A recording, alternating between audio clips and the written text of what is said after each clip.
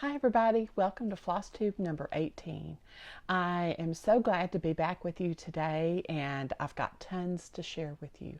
Lots of finishes, lots of haul, because I just got back from the Primitive Stitcher Society's retreat, or PSS. Unfortunately, it's the last one that they're going to do, but I have thoroughly enjoyed attending those. They've had them scattered around different places in the country. I went to one in Columbus, Ohio. They had it in Memphis, Tennessee one year. They had it in Marietta, Georgia. And this year it was in Asheville, North Carolina. And so Mom and I made a road trip out of it. And it was absolutely beautiful. Just, it couldn't have been at a better time of the year. All the trees were changing colors. And so just the drive was absolutely amazing. Some trees just looked like they were glowing. You know, they were all that bright yellow or bright orange. And it was a beautiful trip. Not to mention how much fun we had visiting and catching up with all the Stitchers that were there. And I know some of you that are watching were there, and it was so good to get to say hi and see you in person. So thank you for saying hi while we were there. And it was just so good to get to visit and stitch together for a little while. After we left the Primitive Stitchers retreat, we had a great time with some friends of ours that we met out there. We decided that we were that much closer to see my oldest son and his wife. So we drove on up to Virginia from Asheville and spent several days with Evan and Haley and just seeing their beautiful area. Where they live is Harrisonburg, Virginia.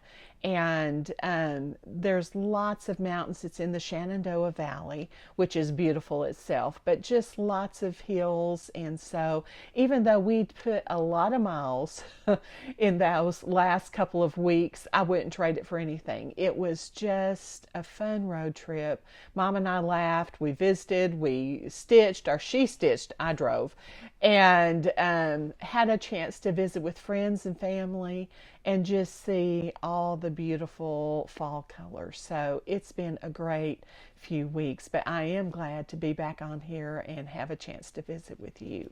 So let me go ahead and show you my finishes.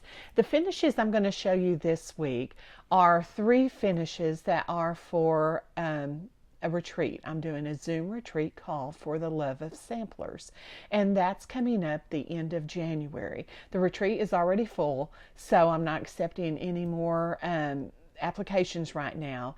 But I'm going to go ahead and give you guys a sneak peek because I will release each of these patterns at some point.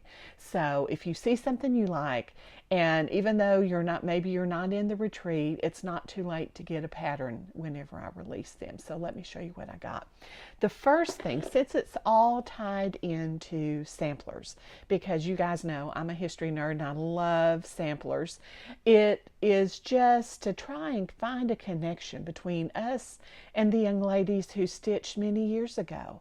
Even though we have this huge time gap, there are things that we really have in common.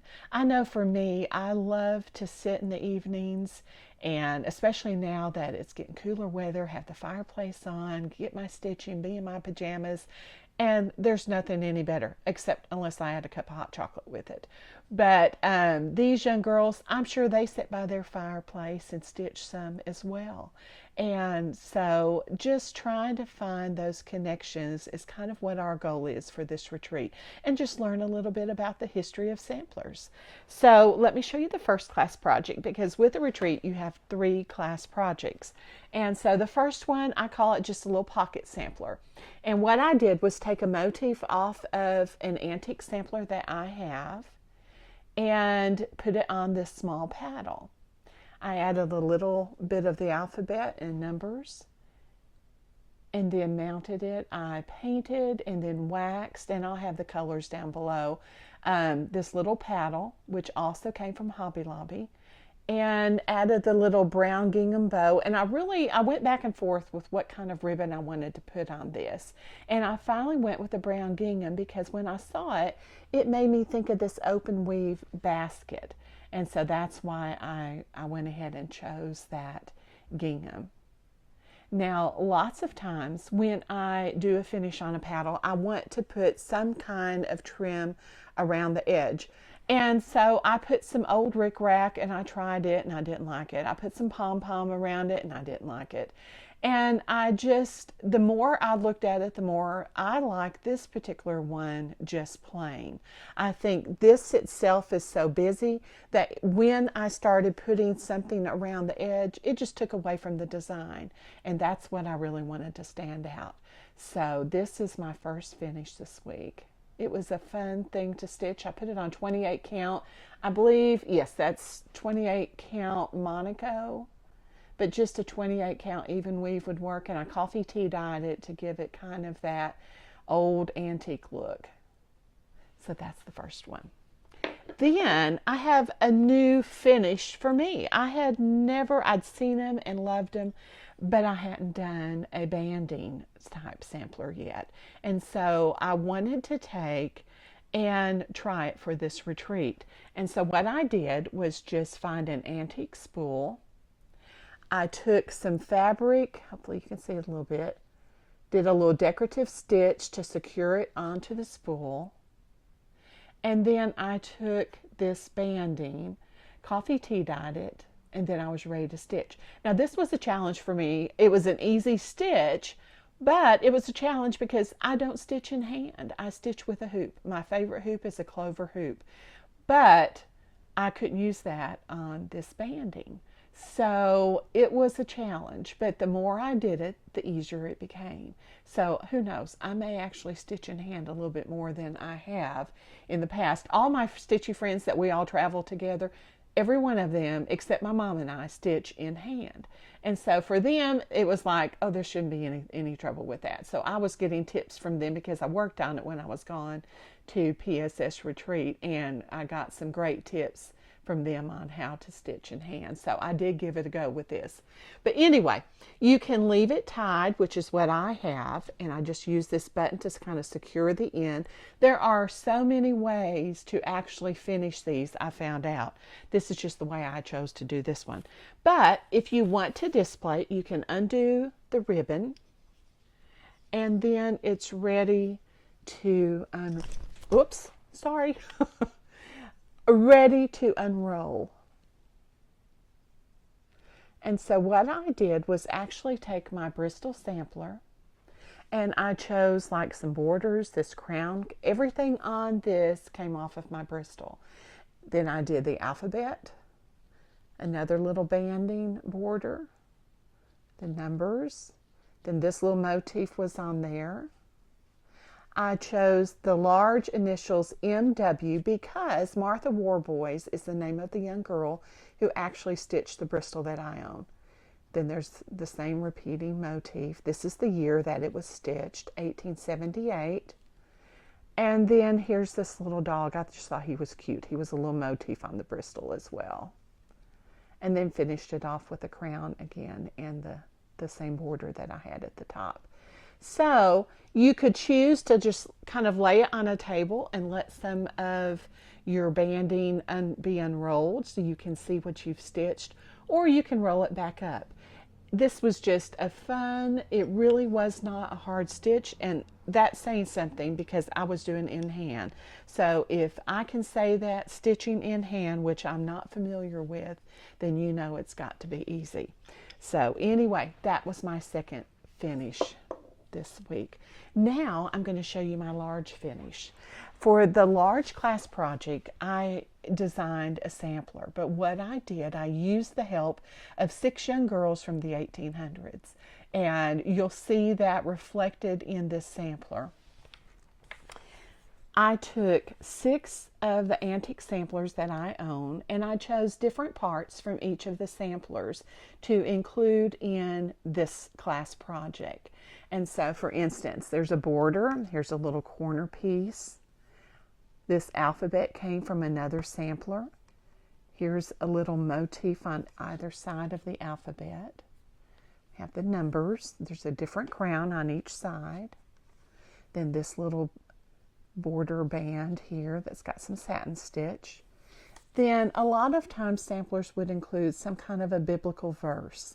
And this is absolutely my favorite verse, I think, in the Bible, Psalms 91:4. He will cover you with his feathers, and under his wings you will find refuge. I know when my oldest son was in the Marine Corps, he was in a combat deployment, and I prayed this prayer of protection many times, so it has special meaning to me. So that's why I chose that particular verse to go on the sampler. Then we have these two little motifs here at the bottom, the little pots with berries. I have an urn in the middle with two birds and another flower. And then if you'll notice, there's all of these initials. And those are the 6 initials from the young girls who contributed to our class project sampler. And so I'm going to read off the names so you know who they were. The MW is for Martha Warboy. She was the one who stitched the Bristol sampler that I have. That was done in 1878. That's the most recent one. Then MR stood for Margaret Richardson, and that was done in 1818. I don't think she's related. I thought that would be so cool if she was, but I haven't found a connection yet. I'm still looking, so maybe there will be, but I haven't found one yet. Then COH stands for C.O. Henderson. That was done in 1841. RH stands for Rhoda Hiscock. That was done in 1833. And then this is kind of interesting. I didn't even realize it till I started writing the names and dates down to share with you. But 3 of the samplers I used were all stitched in the same year. So the next 2 I'm going to tell you were also done in 1833. RB, which is Ruth Ann Boardman, she was in 1833. And then HE, Harriet Eli's, that was done in 1833. And then, of course, I have the JLR, which is my initials for actually putting it all together. And I used the date that I completed stitching it in 2021. So everybody on the design, on the pattern, I have also included, of course, a picture of the finished product. But I've included pictures of each piece that I pulled from these 6 girls' samplers. So you'll have a picture of the finished class sampler, and then there'll also be pictures of these antique samplers that helped contribute to our class project. So this was the big sampler class project. And the reason I did that, I've wanted this particular, let me lay this over here real quick, this particular project to reflect the connection that we have as stitchers today with the young girls who stitched many years ago. And so I hope anybody who's stitching this sampler is working on it, when you get to a certain motif and you're looking at the pattern, you think about the year that that young girl stitched that particular piece of this sampler. So I hope you enjoy all of those that are participating in the retreat. And if you're not, like I said, I will release them at some point, and so you'll have an opportunity to get the pattern and stitch it then at that time. Now I do want to start out by showing you another finish. This is not a fully finished though. This is something I worked on the trip. Since we were going to visit my oldest son and his wife, I decided to take one of their Christmas presents and work on. And this particular design, and I know I've shown you this before, I showed it to you, I think the last video, what I was going to take. It's Brew and Cheers. It's by Samplers Revisited, and I chose Brew, which is just the design at the top. And my reason for doing this, Haley, my daughter-in-law, is a pharmacist, and so she loves anything to do like with the periodic table, any kind of chemistry, elements that's interesting to her. So I thought it would be so cute, since they have a really neat little bar area in their apartment, to stitch that for them. Because they don't have a lot of the traditional samplers and things. That's just not their style. But I do like for them to have stuff I've stitched. So I try and find things that will fit into their style, but still be stitched by me. So I think they'll like this for their bar. I'm still debating. So you guys might comment below and tell me what your opinion is. This is the finished piece, and excuse all the wrinkles. It's traveled a long way. Just says BREW for Brew in the periodic table elements. And I know I want to frame it. And at first I thought, well, I'll just do kind of an industrial old wooden and metal looking frame, and that's because that's similar to things they have in their apartment. But I found this fabric the other day, and so now I'm thinking, do I just want to frame it, do the wood and metal kind of frame around this, or I found this fabric and it's just got lots of mugs of different drinks on it, and I thought that might be cute to cover on a mat board. Just have them, when they frame it, stretch that on a mat board, and then stretch the stitch piece on a mat board and mount it on top of the drinks. I don't know. So you guys give me your opinion. Comment below. I lean one way 1 minute and one way the next. So I didn't drop it off. I was going to drop it off this week to be framed. But I'm just kind of trying to debate, what do I want to do? So give me your opinion below, and maybe that'll help me make up my decision. So that was a fun stitch. The only thing, I used the same color because that's how I wanted it to look. And oh my goodness, by the time I got to the last element, I thought, I don't want to see this color again for a while. Do you guys do that? If you're stitching all in one color, it's like, I don't think I want to see this color again for a while. That's how I felt. So even though it was kind of fun and it was an easy stitch, I got tired of the same color. Now I want to show you, like I said, I went to the PSS retreat, and oh my goodness, they had a merchant mall and lots of vendors which had amazing booths. There are some talented folks, I'm just telling you. There are some wonderful vendors that brought all their wares, and of course I left with my pocketbook a little bit lighter. So let me show you the goodies that I found. I've got this huge basket that I'm going to have to pull out of, so just bear with me. I did find this. It's from Us Gals. And is that not the cutest little waxer, little Santa face? And they put him on this adorable little card. So I'm not going to use this as a waxer. He's just too cute. But I have a little tree I put up here in my sewing room, and I think he needs to go in the tree or next to the tree somewhere. I just think he's adorable. They also had little cards with other little buttons on it. They just had the cutest stuff. So that was one of my purchases. Then I got this from Best Seal. And I have to tell the story behind this. There was a line because she had wonderful things. And I'm looking. Well, Mary Susan, my friend, had already gone through the line. She was checking out and she saw me. She's like, oh, Jennifer, you've got to go get some of these Monarch embroidery hoops. I had no idea why I needed them, but she said I needed them. So I just picked them up and got back in line with my other purchases I had found there. And I'm like, why do I need these when I got up to check out? And Beth was laughing, Mary Susan was laughing, because I just followed along. Mary Susan said I needed them. I knew it had to be for a good reason, so I just picked them up. But I'm going to leave these. These are like in the original container. These are little 4-inch hoops. You could use them, actually, if you wanted to finish something in it. But I just love the way they were packaged, and I have an old spool cabinet that I think these will be cute just sitting on. So that's how I'm going to use these. That was one of my purchases. Then Terry from Dixie Sampler had a neat booth. And of course I had to get some of her linen. I love to stitch on it. My needle goes through it just like butter. But she had a couple of antique little cushion, like you could use it as a pin cushion, I guess. It's just a little box. And I thought it was absolutely adorable. It looks like it was stitched. I don't know if getting up close is helping or not. It looks like it was stitched on silk gauze. I've never attempted something on silk gauze, but I thought this might be a fun piece to reproduce someday. So that was another purchase. Then I got this design. This is it's a thread and linen kit. This chart is also available in the Punch Needle Primitive Stitcher Winter Christmas Edition, which I think is out or coming out.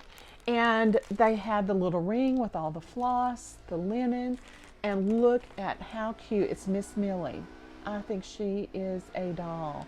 And she's done in blue, which I like because my house has a lot of blue in it. And there's a little sheep next to her. And so in our kitchen, Mom loves sheep. We have a little corner that's kind of dedicated to one of her sheep collections, and I think this needs to be stitched and go over there. So I purchased the pattern that had all the goodies in it, and I got the box that it was mounted on. And I know the pattern, it shows it on the box, but it's kind of hard to tell. So let me show you the box. It just sits like this, but then the top is recessed so your stitching fits down in that perfectly. But this is kind of the cool part. You can slide that out and hide some treasures in there if you want to. So I think that's just a fun piece. I can't wait to work on it. But of course, you know my wet baskets. You guys have already heard about those. They're just never ending. I need to get like a major basket. Now this is something kind of exciting. I showed you guys one of the last videos how you could take a tea towel and turn it into a project bag. So it was a great way to have a souvenir from someplace you visited, but make something useful that you can use with your stitching. So since I had done that, I thought I have to get a Biltmore tea towel because we were in Asheville, and the Biltmore, you've got to go see it at Christmas. So this was my Biltmore Christmas tea towel. And what I'm going to do, because I have had requests for this in the past and I've just never done it, but I am going to work, it probably won't be this week because Thanksgiving's a busy week, and it may not even be the next week, but I promise in the next few weeks I will do a tutorial and post it on here with how to make a project bag using a tea towel. So I'll walk you through all the steps. I'll actually make one where you can watch me making it, and that way if you go on a trip, especially over the holidays, pick up a tea towel and then you'll get to watch the tutorial and make your own project bag. So I bought the tea towel, and then this is the Christmas fabric I got, and it kind of looks like little cones, but they're actually little trees. I bought that for the outside. And then I bought this for the lining. Just looks like some greenery. So that's coming up in a few weeks. So kind of stay tuned for that. Then I got a few other patterns that I just loved. This one is from Summer House, and it's just a little needle book. I thought that was sweet. And she also had the little finishing packet. So definitely something you may want to pick up and do if you enjoy doing needle books. Then I found this pattern from Manny Dodonna. It's Blue Peacock Sewing Set. And I kind of thought at some point that would be cute to do and put in my living room. Just kind of lay it on one of my tables. I thought that was so pretty. She's so talented in putting boxes and things together. It intimidates me a little bit to try and put a box together. But I have good friends that are good at doing that. So I know who I can call if I need to. Then I've really been on a heartstring sampler re-kick lately. I love this little biscornu, and I'm going to try and do it and add some little beads, but I may change the colors on this to match my bedroom a little bit better. Then, like I said earlier, I bought some fabric from Dixie Sampler, and she does have online sales. I'm not quite sure how often, but she'll post sneak peeks and say when her sale's going to be, and you just go online. It's on Facebook, and you have to be quick because everybody loves her linen and she sells out fast. But you can look her up under Dixie Sampler hand-dyed fabrics on Facebook, and I'll list that below. I got this one called Candlemas, and it's just a 28 count. Just a very pretty color. Then this one is called Soft Glow. This one is Mr. Goodbar. And then the last one I got is Snickerdoodle. So beautiful fabrics. And like I said, they just feel so good when you're stitching. I love to use them. I did pick up a little bag. It was just a little zipper pouch from the Biltmore. So that can go with my tea towel project bag, and I can use this as a little tool bag. So once again, just something to remember, especially if you're traveling during the holidays. Those are things you might think about picking up. Then I bought some fabric by Stephanie. This one is called Friendship Green, and it is just a beautiful soft green. This one is Spanish Moss. I love that green color as well. And aren't they packaged so pretty? Love it. I then visited Faye Rigsby's booth. I always admire, I love to follow Faye on Facebook, and keep up with her finishing. She does such a beautiful job. And then she said, "Oh, I watch your floss tube." And I thought, "Oh my goodness heavens to Betsy." I just look up to her and her finishing. So Faye, if you're watching, I'm showing some of your goodies here. You do a beautiful job, and I just feel honored that you watch and see what I'm doing. This is a little strawberry made out of some little velvet wool that she had done. I just think that's adorable. So he's going in my dough bowl. And then she had some strawberry tops that I want to use. So that was another purchase at the mall. Then I got the Primitive Homecoming. This was also by Summer House Stitch Works. This was kind of, each year that PSS has a retreat, they have a kit that is kind of the stitch design for that particular year. And so this was the one for this year. I just think that's very sweet. And then I picked this little tray up. It looked like it would be cute either to put a small in, or you could actually stitch something to mount it in the bottom of the tray. Either one would be a cute piece. So I don't know what I'm going to do with it yet, but I think it's too cute not to get. Then let's see what else I have. Oh, I got this board as well. It just looked like a good size for something to finish on. And look how nice and thick that is. It's just a great heavy board. So I'm not sure what I'm going to put on this yet either, but I've got it. So it's sitting there ready if I find something that it fits on well. And that's usually how it works. I'll pick up finishing pieces, and sometimes I know what I'm going to do with them. And a lot of times I don't. I just know, well, I'll have it. And when I see a design, it hits me. Oh, I have this paddle that would be cute on. Or I have a tray that I think that would fit in perfect. So hopefully I'm giving you some ideas, and you may already be stitching on something that you think this will fit perfect. Then we had an exchange at the retreat, and I have to show mine. Lois Moore's who I got my exchange from, and she had this project bag, and everybody got tickled because I make project bags, but I love to get them too. And she just did such a cute job, and I love bees. Look at that little zipper pull. If I can get him to turn around here. I thought he was sweet. And then inside the project bag, that was a treat enough to get a project bag that I didn't have to make. And then inside, she had this adorable little pin piece. So he's going to go up with my bee collection. In my utility room or laundry room, I have bees. So that's where he's going to go with all my other bee things. So I was just tickled to death. I had received an exchange from Lois one other time, and so I was tickled to get something else from her. She just does beautiful work. Then, let's see, this was one of our Make It Take It's, and they gave us all the stuff that we needed just to make a little pincushion with bees. It says Be Happy. And then for our big swag, I was so excited. Fry's Measure Mill. No. I take that back. It was not Fry's. That's another one. This one is LaHaye's. So excuse that Fry's Measure Mill. They also do shaker boxes, but this is from LaHaye's, and he does absolutely beautiful work. He had a booth one year at the PSS retreat, and I think he got swarmed. Everybody wanted something that he made.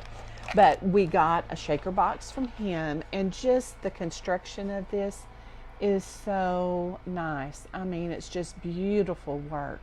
And then the top is recessed a little bit, and we did receive a design that we can stitch. It's bees and honeycomb to go in the top. And I'm not sure if I want it to go on this because I have bees in my utility room, and I don't really want to put my shaker box in the utility room.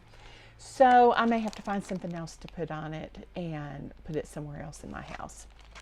Then we got this cute little needle minder, a little bear waxer, because of course we were in Asheville up in the Smoky Mountains, lots of black bears. I kept looking, Mom and I kept looking on our road trip, and we didn't see one. Then we got the threads that we needed to do the bee design, some Stitcher's lotion, especially with winter coming, that'll be helpful. And then these are just little embroidery scissors. I've never tried these, so I'm anxious to try them and see how they work. And then, of course, just the little PSS 20, well, it has 2020 because it's been canceled and had to be moved to this year. But it had the little tack pin, which I'll probably turn into a needle minder. And then here at the bottom, you can see it says LaHaye's. So isn't that just a beautiful shaker box? I was so excited. I felt like I'd already had Christmas. So that's one of the goodies that we got from the retreat.